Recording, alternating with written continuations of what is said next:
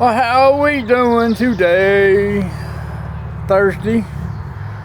7:30 in the afternoon. I don't remember. Somewhere in that ballpark. Now, a couple of days ago, I got on Facebook and I said, "Hey, I need a couple of trees of mine I need taken down, and I need to find somebody that can do it. That's not going to break their foot off of my ass in the process of getting it done." Now, I took some pictures of them and sent them to a couple of people I knew, and Mike, that used to live over here next door, over here in the piece of property over here, that basically vacated the property because personal issues with money, financial problems, stuff like that. He called me on the phone and said, "Hey, send me some pictures. Let me see what it looks like. I'll come over there and give you an estimate or something, or help you with it, whichever comes first." So Mike basically was like, "Hey, I'm here. Yeah, this is going to be a cakewalk. Got a chainsaw?" I said, "Yeah." He goes, "You got your rope?" I said, "I got my rope." He goes, "Because I just climbed the tree." Well, he climbed the tree, and I said, "I got 20, 30-foot step ladder over here. You climb this if you want." I'll just climb the tree. Climbs the tree up, looking at it. Cut one of the pieces out of the tree. He said, "Yeah, we better get the ladder. Be on the safe side." Okay. So, I think he was here cutting the tree wise maybe 45 minutes. Give or take. Now, Mike is very antisocial. When he's not doing a job and he's not working, he is not a people person. But I annoyed him enough when he used to live here to where he's gotten accustomed and used to me, and we get along fine. And I gave him a few items I had and some stuff I created, and he goes, "Well, what do you want for this?" And I'm like, "Nothing." I said, "You're gonna take it, you're gonna enjoy it, and say it was somebody comes over to the house and says, 'Hey, I really enjoy this. Where did you get it?' Say I got it from one of my old neighbors. He does this kind of stuff, and if they want some, then I'll charge them." I said, "But you're kind of like the guinea pig that everything's free and clear." So, with all that being said and done, he's tickled pink. He charged me to cut these trees down extreme low price. And I told him, I said, "For everything that you did, as quick as you got it done, there's no way that I'm just going to give you $50 for the job that you did." So I gave him some more money. And, which, he said $50, that's all he wanted. So, I could have just gave him $50 and, got it done super cheap. But, like I told him, he had basically worked all morning, came home for lunch, was going to take most of the rest of the day off, and he was going to come over here and do stuff for me. And like I told, if people tell me all the time, your time is precious, you might as well make the most of it. So, but I know he does all kinds of other construction work and everything else for other people, and I just didn't want to pay him next to nothing, because we swap shit back and forth all the time when he lived here and when he hasn't lived here, and he's giving me stuff, and it's one of those even fair trades. I felt it was worth more than $50 in my book.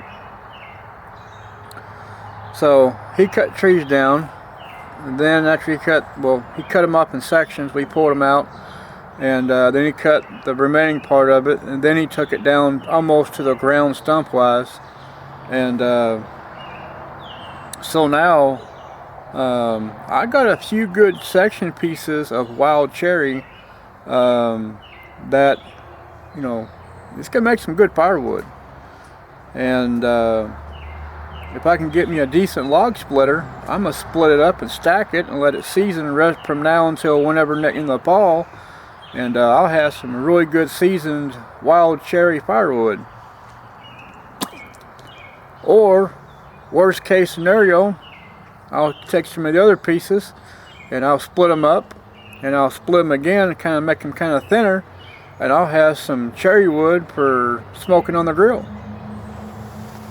Now, cherry wood and wild cherries, there's quite a bit of a difference, but not really when it comes to wild cherry and cherry. When you smoke it, when you smoke it wise, it's about the same really.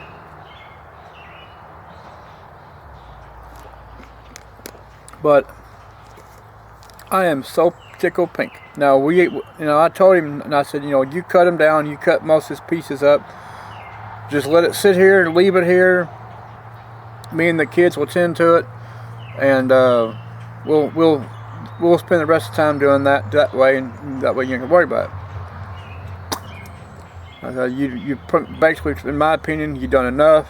I don't want to keep you here, any longer than you have to be. But the great thing about this is, whenever everything comes said and done, now, as soon as we get all this stuff up here trimmed up and all the stuff thrown over the sides for the goats to eat up and everything else, and everything's left is the wood, and we get all that hauled away, packed up and everything, we are going to start on the blackberry beds. I got the timbers down below, I got some other stuff.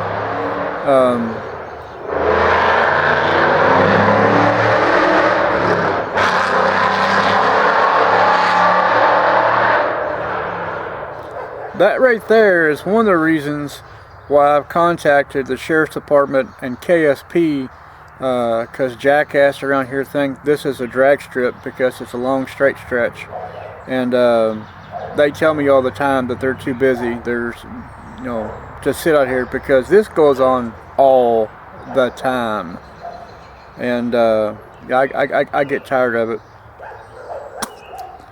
Yes, I live 500 to 800 feet off the roadway, but I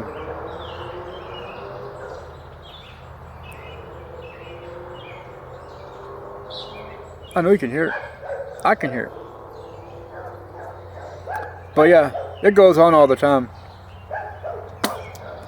But like I was saying before I was so rudely interrupted, the tree's down. We're going to clean the mess up.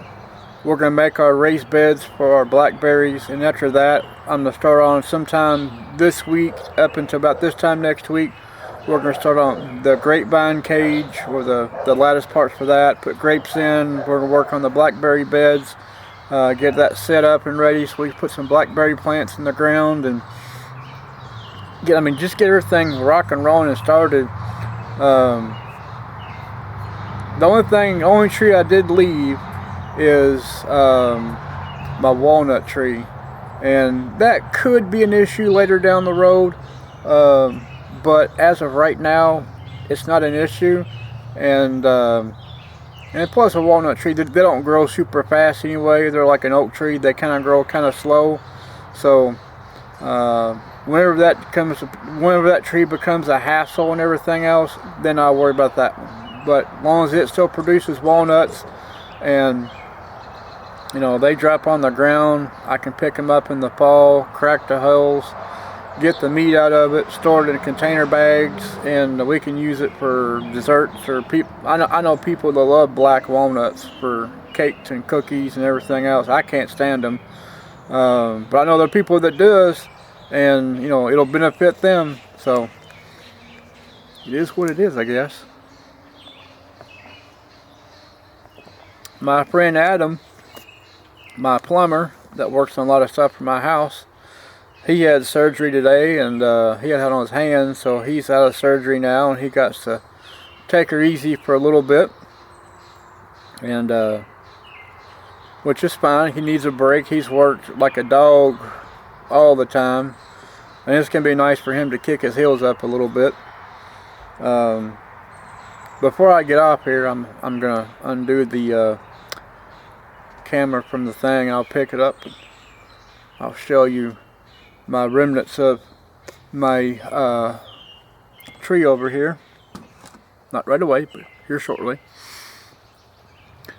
I was hoping to have Junior out here doing some more work in the garden box area, but he helped me with the tree mostly this afternoon and a few other things, and so I'm gonna let him kind of scave for the rest of the evening up until, you know, at least an hour or so before it gets dark, and, you know, he can sit on the computer, play his little games, whatever, and, you know, not have to worry about too much. But tomorrow for sure, which is Friday, weather permitting, I haven't watched the weather in a couple of days, so it might rain. I have no idea. But if it doesn't rain, it's weather permitting, and everything goes nice and clear, we are going to work on the garden bed, get the rest of that cleaned up and cleared up and everything else, and get the blocks over here from the side yard to make some extra side beds, and then after that is said and done, tomorrow morning whenever I get up and, you know, the kids are in school and I got free time, I'm going to come over there with some little lopper things and the chainsaw. I'm going to cut up some of the branches and everything else as much as I can to get it that much farther done while the kids are in school. So when they do go to school and they're over helping with this one thing, and the other, when they're done, they come over and finish up over here. But I'm going to say easily, and I mean easily, I'm going to have probably close to a rick of wood of nothing but wild cherry. Now, I knew at one point in time wild cherry bark was selling for a certain price, and I'm going to contact one of the guys in here and find out here in a while what the price of wild cherry bark is, if it's still even being bought and sold for like the root stuff. And if it is, I'll peel some of it off and, you know, let it to dry and ship it when it's dry.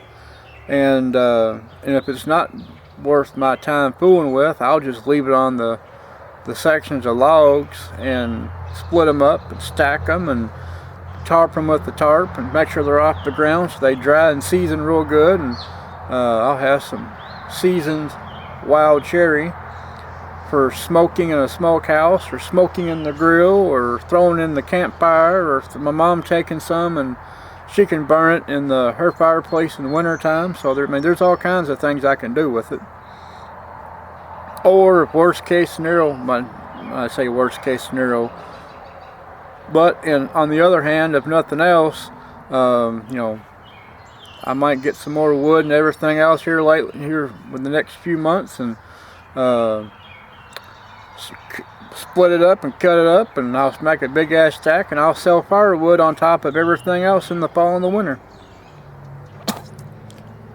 But, you know, I'll sell it cheap as long as you come and get it, because I'm not transporting. Because if I had to transport, it's going to be like owner operator pay. It's going to be like $1 something a mile, and that's what I'm a flat tell people. You know, if you want me to bring it to you, it's going to be $1 something a mile, and that's what I'm going to charge you on top of the price of wood. I don't travel, I don't transport. The only thing I transport is my shit when I go to the farmer's market to set up, and I price it, you know, at whatever price. See, here's another dumbass. You can hear, swear. People nowadays think everything's a drag strip or a hot rod. When it sounds like shit, they think it sounds great. But I'm gonna take this off the thing real quick, and of course I'm gonna stand up.